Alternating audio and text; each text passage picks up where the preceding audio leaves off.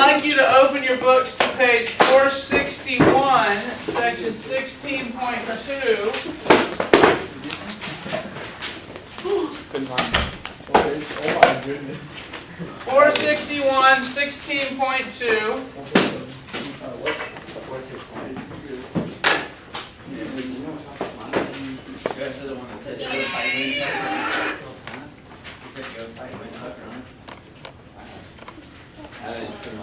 I still have to use my AP Bio. Look what you did to Mr. Pickle! You're not worthy! Okay, if I hear Wayne one more time, but that thing. Hey, there's Wait, wait a potato. What was it? You know, y'all know Wade? I do. Catherine Caruth's older brother? I do. They have the same face. Let me open these windows and get a little more light. Let me see your book. Can y'all pull those open back there on the left? The cord on the left. Taylor Spires and Anthony. Pull the cord on the left. Oh, wait a potato. There you go. Thank you. That's he's holding a lemur. I love lemurs. That's a lemur. That's pretty cool that the lemur's looking right at the camera. He Wade works at the Nature Center at Georgia Southern. What's his name? Wade Caruth. He was a student here.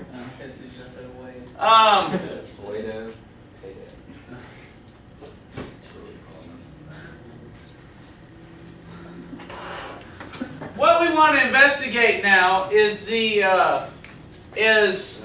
next steps in human evolution, and we will see that the ape form changed to the human form over a period of about 8 or 9 million years.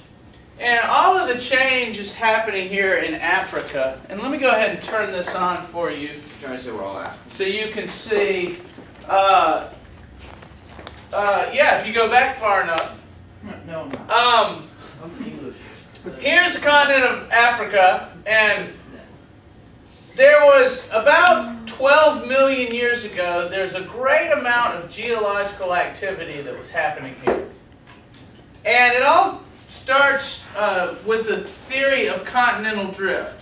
Y'all know that the continents sit on plates, and the plates move around. And it just so happens that Africa sits on 2 plates. There's a plate here, where my hand is, and there's another big plate here, where my arm is. And they are actually tearing apart like that. Africa is slowly being torn in half. I don't know if you knew that. I did. Now, if you go back 20 million years ago and we look at the forests in Africa, and we can do this easily enough through fossils, we see that all through here, where I'm drawing green marker, is rainforest. And was inhabited by these apes. And we talked about the apes last time. There's different types of African apes today. And just back to looking at them, here are some of them. Orangutan, gibbon, chimpanzee, gorilla. Those are the apes that are around today. And 10 million years ago, it was the ancestors of these apes, which probably looked a lot like they do today, running around in the rainforest in Africa. Well, some running, some swinging in trees. Okay? Some climbing. Now, and climbing. Very good. Geological activity. Y'all hang with me here. Geological activity start tearing these plates apart. And these plates start being ripped apart, and when 2 plates move apart, there's a space in the middle, and liquid hot magma from the center of the earth comes gushing up, and mountains form in the area between those two plates. And those mountains are there now. So where I'm drawing black here, and you can look at it on a map if you ever want to look at these mountain ranges. This area here, that mountain range formed over a period of 4 or 5 million years. And not only are there mountains in that region, there are huge lakes. And we have a name for this area here. It's called the Great Rift Valley. Great Rift Valley. And if you fast forward this, in another 40 or 30 or 40 million years, this will be torn apart so much that water will rush in here from both sides, and you'll have a big river or bigger and bigger lakes and eventually an ocean, and this piece will be off in the middle of the Indian Ocean. That's way down the road from there. But look what has happened here. This is very interesting. We have separated this side of the rainforest and that side of the rainforest. They're broken in two. And the apes that are on this side cannot get over and reproduce with the apes that are on this side. It's kind of like those frogs in that video that I showed you that have been separated by the river. Y'all remember that? And so what happens here is the landscape on this side begins to change. And there's a reason for it. These mountains here, these mountains prevent the weather patterns from bringing rain to this side of this mountain range. Have y'all ever heard of a rain shadow? Did you ever study that in any classes? When rain comes in and hits mountains, the mountains basically stop the clouds. They push the clouds up, the clouds drop all their rain on that side of the mountains, and the clouds never make it with rainfall to this side of the mountains. What do you think a rainforest looks like if it hasn't gotten rainfall in a few million years? A dry forest. It loses all its trees and becomes a grassland. This area on this side of Africa changed from forest to grassland over millions of years. What happens to apes in a grassland?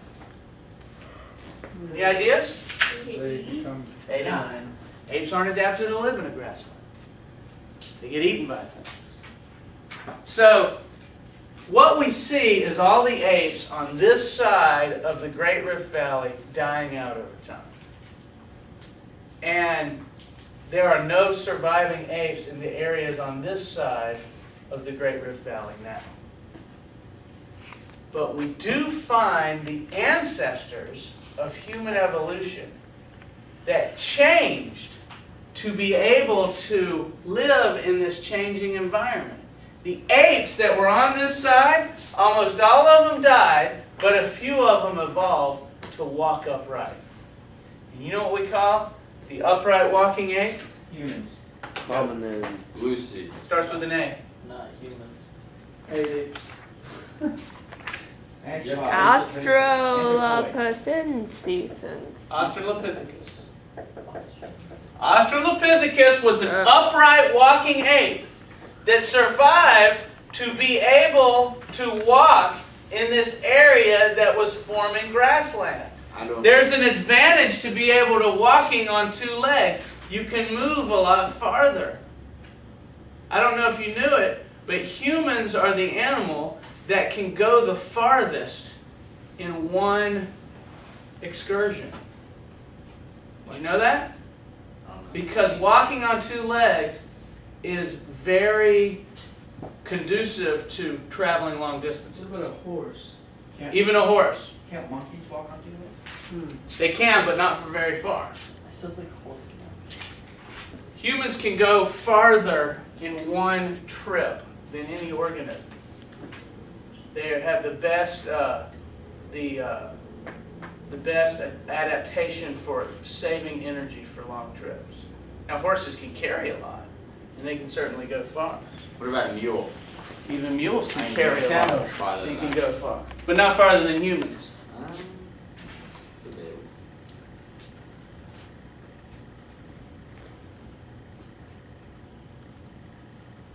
Oops. Here you see, this is some views of Africa. Again, this is a kind of a better look. You can see that mountain range there, all through there. And, whoops. And here's what it looks like now from from space. You can see there's still rainforest over here, but over here it's all, see how it's all brown? That's not rainforest anymore. It's grasslands or desert. And so we see the development of the first Australopithecines. Australopithecus is an upright walking ape. And that's what the upright walking ape probably looked like. How do we know what the upright walking ape looked like? We found many of their skeletons, their bones. And we can put those bones together, just like they put dinosaur bones together, to make presentations. Now, the hair, the amount of hair and stuff was a guess. But we know that everything about their bones suggests that they were just like apes. So they probably looked like apes. We even find footprints from these things. Those are 5-million-year-old footprints of two Australopithecines walking side by side. One big one with the deep footprints and one small one. Maybe that was his hands. And we think they were probably a male and a female.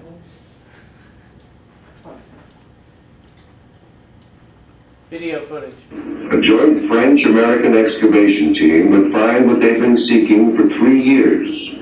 A partial skeleton of what was then the oldest known hominid, nicknamed Lucy. Formerly called Australopithecus afarensis, she is some 3 million years old, with a small brain about the size of a chimpanzee's. Lucy's small skeleton had ape-like features, strong jutting jaws, long arms, and short legs. But this Australopithecine had a feature unique to hominids. She walked on 2 legs.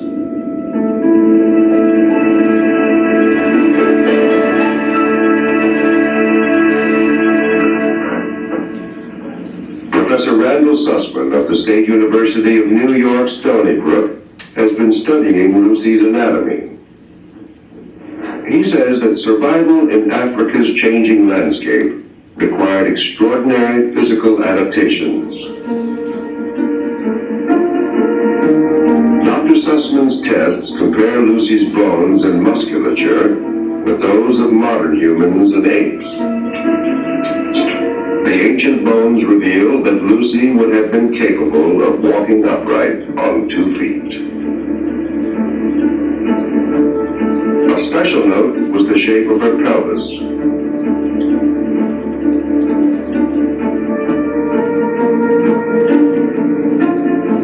Lucy's hips were wide to support the weight of her internal organs when she stood.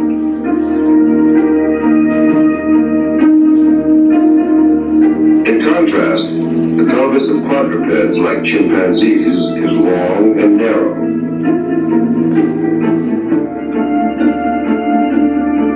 Within the spectrum of primates, Lucy's pelvis is more human than ape-like. From the hip joint, the thighs slant inward from the waist toward the knees. This structure would permit stronger legs that could carry more weight, lowering the body's center of gravity and making an upright posture easier to hold.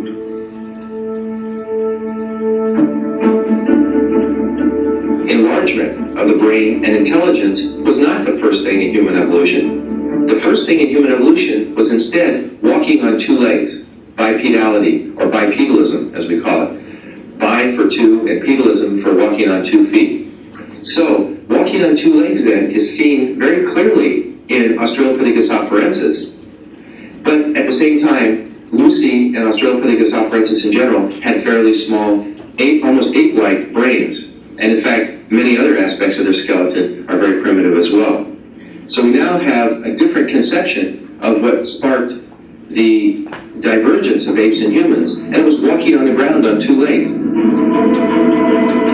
Lucy, the ancient biped, stood less than 3.5 feet tall and looked a lot like the modern pygmy chimpanzee. But she walked upright with a gait not unlike our own. Her discovery was undoubtedly a turning point in man's quest to understand his origins.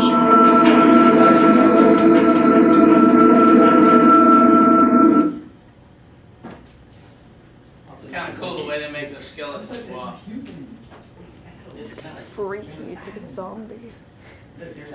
This guy is the guy that discovered, his name's Donald Johanson. He's the one that discovered Lucy. And the Lucy skeleton was the first of its kind, but since that time they've discovered about 100 other skeletons like Lucy.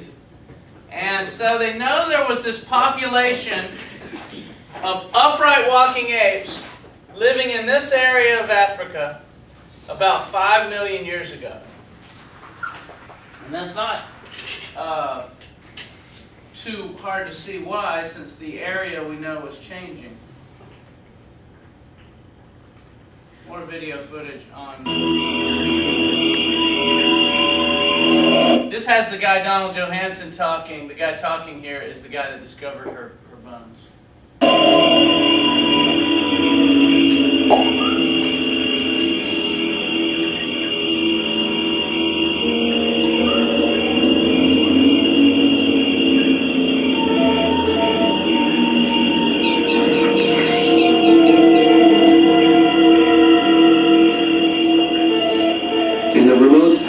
More than 3 million years ago, a tiny female lived by a lake on the edge of the lush forests of Africa.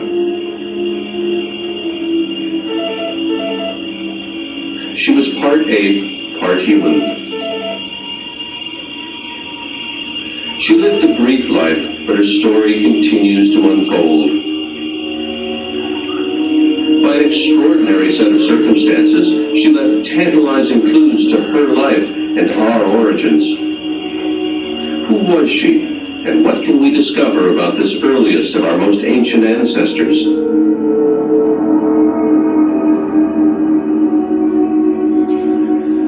We know she existed because we found these, her fossilized bones, in the very spot where she died all those years ago.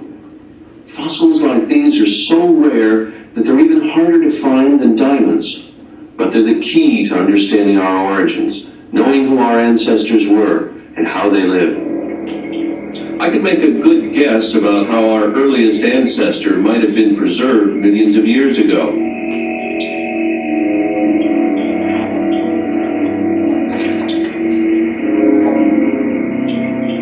She wasn't killed by a predator, she died a natural death.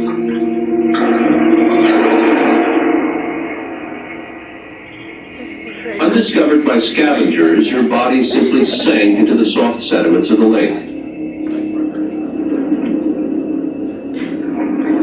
This is good. It shows the fossilization process.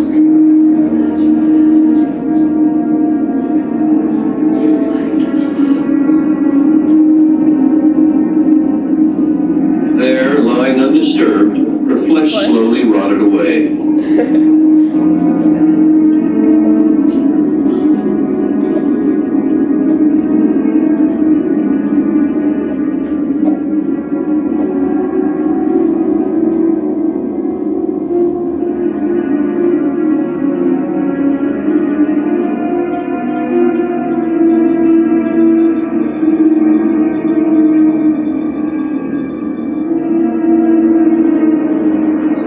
Sand and gravel washed in by heavy rains gradually covered the bones. Over the millennia, hundreds of feet of sediments built up, burying the bones deeper and deeper. sediments gradually replaced the calcium of her bones, almost molecule by molecule, turning them to stone.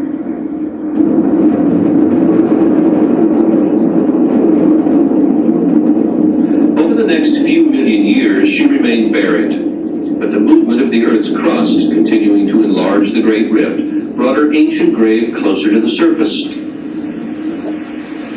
There she lay until rains cut down through the earth, and one heavy storm brought her to light again.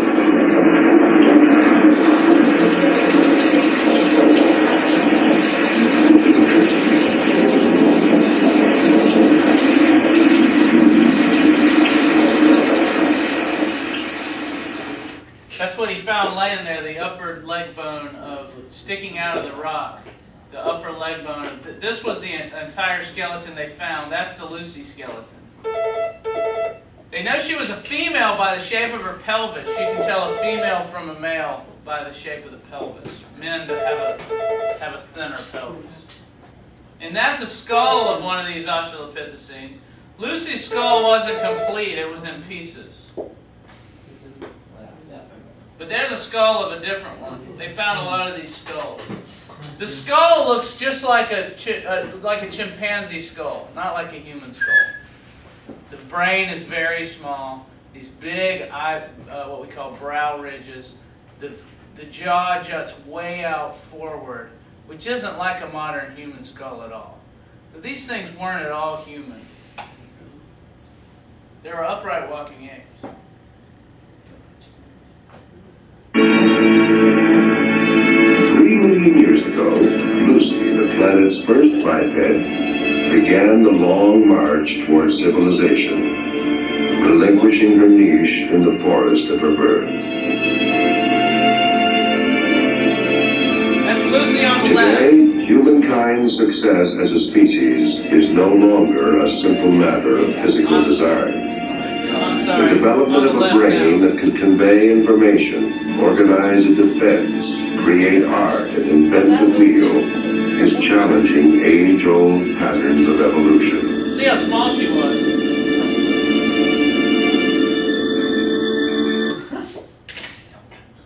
She looks like Grant. Yeah, Grant looks like. Is that line art?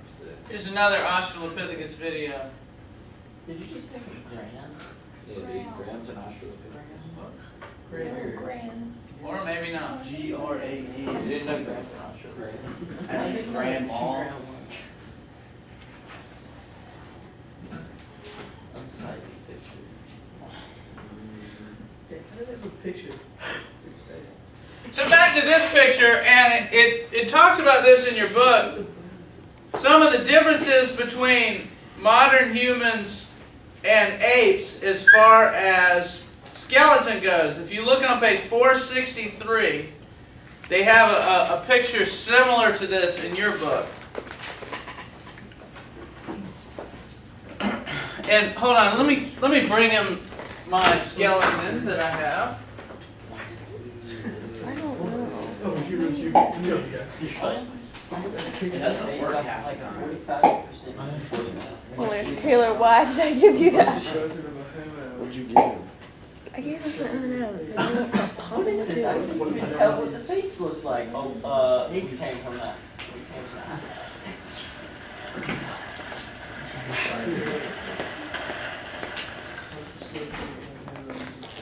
brain is open. It's just cranium, Sophie. Yeah.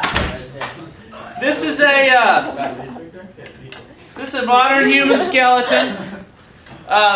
We call this Fred Jr. This is the second skeleton we've had. The first one's in pieces. We call him Fred because one, it's male. You can tell by the shape of the pelvis that it's male. There's some other things, but the second because it's Frederica. You see, Frederica. Huh? I don't like it. So there's some main differences. If you find a skeleton laying out there, and when they find these skeletons, they're not all perfectly intact. You saw Lucy's skeleton was missing some bones, and that's because not everything always fossilizes. The way things are buried and put under pressure, some of the stuff decomposes and only some of it usually fossilizes. So, how do you know if you find a partial skeleton if it was an upright walking organism or not? There's several ways that tell you that. One of them is the pelvis, the shape of the pelvis they were talking about. If it's shaped like a bowl, it's holding up organs as the organs push down, it's holding them up. If it's long and straight, there's not any adaptations for holding up organs, and you would see that in a chimp that was down on all legs. Instead of a long, you can see their pelvis is real long instead of short and bowl-like. What chimps and other apes have is big barrel-shaped chest with longer ribs, and that's to hold the organs. If you're on all fours, the organs push down and have to be held by your rib cage instead of your pelvis. So the ribs are made long to hold those organs as they go down. So you can see the shape of the chest is different on the two. Another thing, human femurs here go inward. These upper leg bones go inward a little, where they don't go inward on the chimp because, again, there's not as much weight pushing down, and you don't need that support that you need if you're an upright walker. Another big thing is the arch of the foot. If you put a lot of weight on your foot, the arch is really nice for supporting that weight. Arches, I don't know if you learned about construction and arches, but arches are real good for holding weight. And you see the foot of a chimpanzee is always flat. People flat-footed have trouble walking long distances. Anyone in here have flat feet? Or you know if you run or walk a long distance, you can have some pain and some problems there, and you have to have arch support in your shoes and that kind of thing. Well, this is natural arch support, and so you see the arched foot. But the number one thing that will show you if something is an upright walker is the location of the foramen magnum, which is this big hole in the skull right here. And if the organism is an upright walker, the hole there, this hole is where your spinal cord comes into your brain. If you walk upright, the hole's going to be underneath. And if you walk on all fours like this, where's the hole going to be? It's going to be in the back. The spine would come in this way as the head was forward. So it's true for all creatures that are on all fours, the spine comes in from the back. Creatures that walk upright, the spine comes in from underneath. And on Lucy had basically an ape. Most of her features were ape-like. She had the foramen magnum underneath. And the hips were more like this, and the leg bones were more like that. But the foramen magnum underneath is a dead giveaway. But she had arched feet. Slightly arched. The feet arch had started. Another thing she had was she didn't have her toes out to the side. The big toe on a chimp sticks out. And on a modern human, the big toe is more in line with all the other toes. So the big toe has gone like that over evolutionary time. It used to be stuck out to the side, and now it's in line. So it has changed that. And Lucy had her big toe more like that, out to the side. The feet look like hands. What's that? So the feet look like hands. The feet look like hands on an ape, but on a human they're all in line. And that helps you walking long distances to have your toes in line. Your toe kind of gets in the way if it's out to the side a little bit. So, some interesting things there. There you see the arch versus no arch.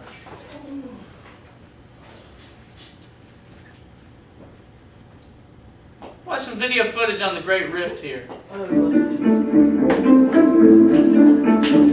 long after their split from apes like the orangutan and gorilla, both hominids and chimpanzees have followed the same evolutionary roadmap. But their paths may have diverged in the wake of a change some 5 million years ago. For more than 10 million years, major tectonic activity had shaken the continent.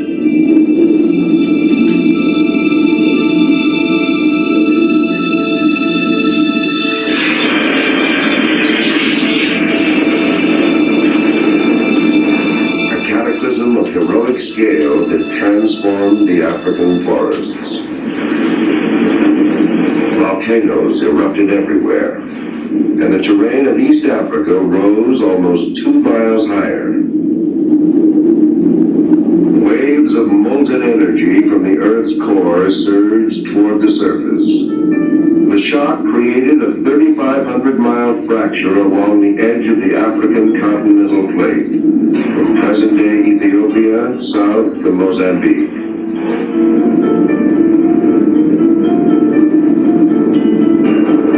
That's the Great Rift.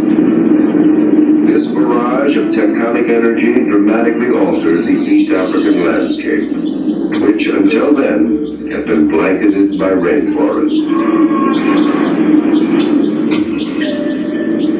Steep volcanic mountain ranges began to form along the length of the fault. Highlands rose, lowlands fell, and huge new lakes formed in what is now known as the Great Rift Valley.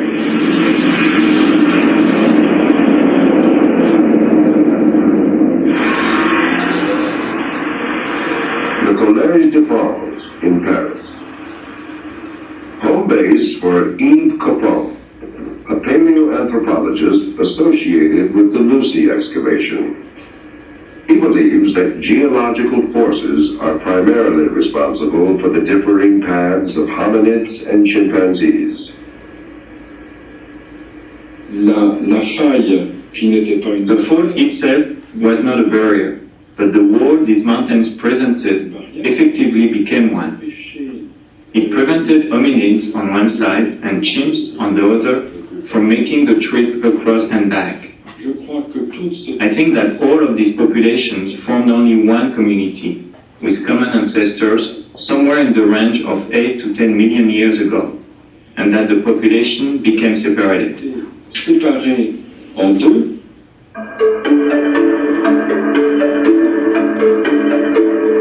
The appearance of this huge natural barrier had many consequences. It may have altered the fates of several species and changed the face of the East African landscape.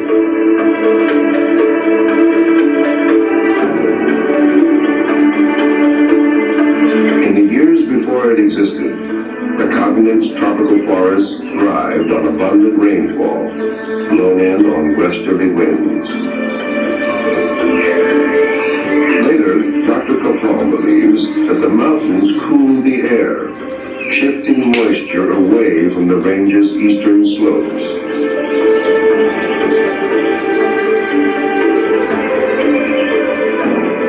But the rainfall was the lifeline for Africa's tropical forests, and dwindling precipitation eventually caused major changes in the ecosystem, as forests gave way to savanna. Though no record of their presence exists, the ancestors shared by hominids and chimpanzees were clearly tree dwellers who had prospered in the once lush forests. Now, they would have to adapt or perish.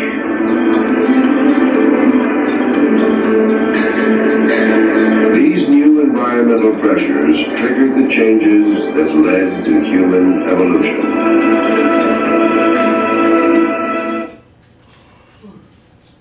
Show you one part here that I think is important to understanding this.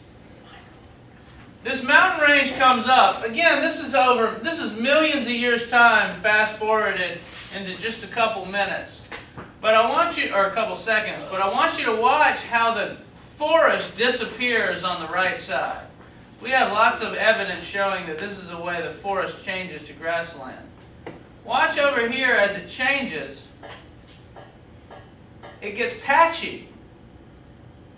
And now over here we have these little patches of forest. You can imagine if you were apes living in these patches of forest and food ran out in one of the fat patches of forest, well, it would be good if you could move to another patch. But the other patch may be miles away. And you'd have to be walking through grassland to get there. The problem with an ape that can't walk upright is they can't see over the grass. And they can't walk long distances. So they would die if they ran out of food and they couldn't make it. But if you were born with some adaptation that allowed you to walk a little bit farther than the other guys, you would have an advantage. And you might be able to make it to the next patch where your buddies wouldn't. So you would survive and have kids that could also walk long distances. So this is the change that spurred the evolution of walking upright. Yeah? How big are gorillas standing on all fours? Well, now we don't think that they'd be about the size of humans. But we don't think that gorillas are our ancestors. We think they're more of the size of chimps, because chimps are what the size of Lucy and her species, those things. But now, even if a gorilla could stand on all fours, they can't walk very far. If you ever watch a gorilla, they do. They stand up and they walk on all fours. But they don't have the hips for it. They don't have the knees for it. They don't have the feet for it. And so they only will go on all fours for a short distance before they wear out. On two, that's what I meant. So they have problems. I just understood I couldn't walk on all fours there.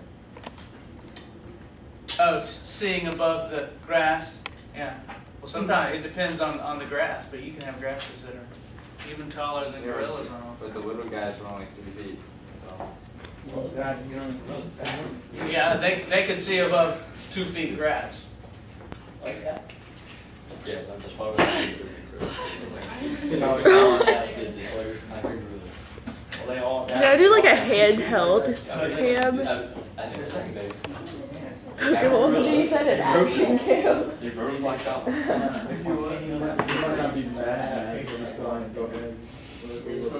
Another thing that we find in those fossils is we find a lot of these ancient Australopithecines.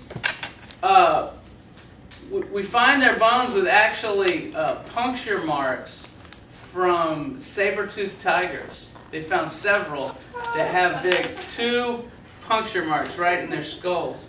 So we think these things were attacked by saber-toothed tigers, which run around those grasslands. It's kind of some interesting things. What was the? I want to know what the natural cause of Lucy's death was. They don't know. Hogan, that could be like a great. Okay, so listen up. Great-grandfather. Listen. We're not done yet.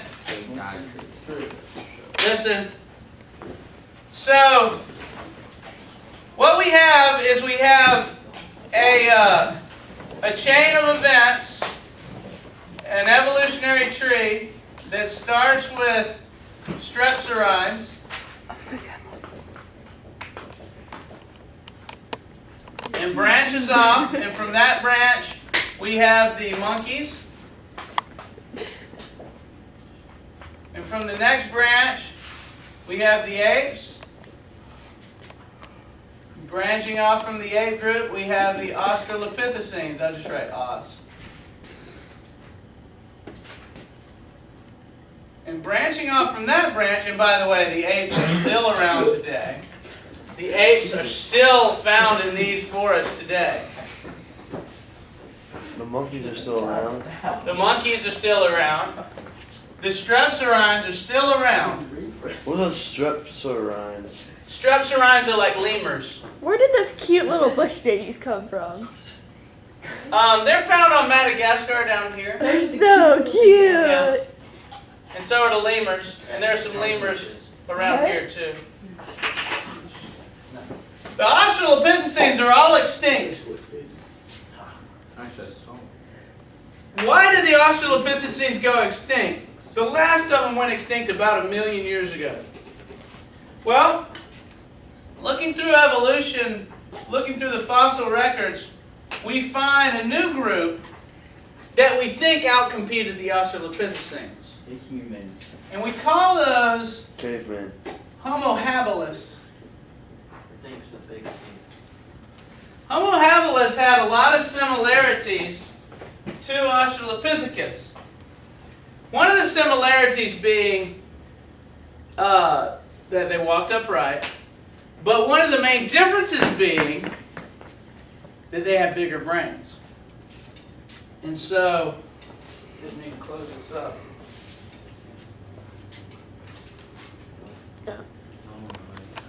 Look what you did to Mr. Bigglesworth! What is that? You're not worthy! Austin Powers. Austin Powers and Wayne's World. I know the other one. And it's about 400 times. Where's Boo? This is what Homo habilis look like. Very similar to Australopithecus, but the brain being bigger. And if we look at brain sizes, the apes, the African apes, specifically the chimpanzees, which Lucy's type, the Australopithecines, were real similar to chimpanzees.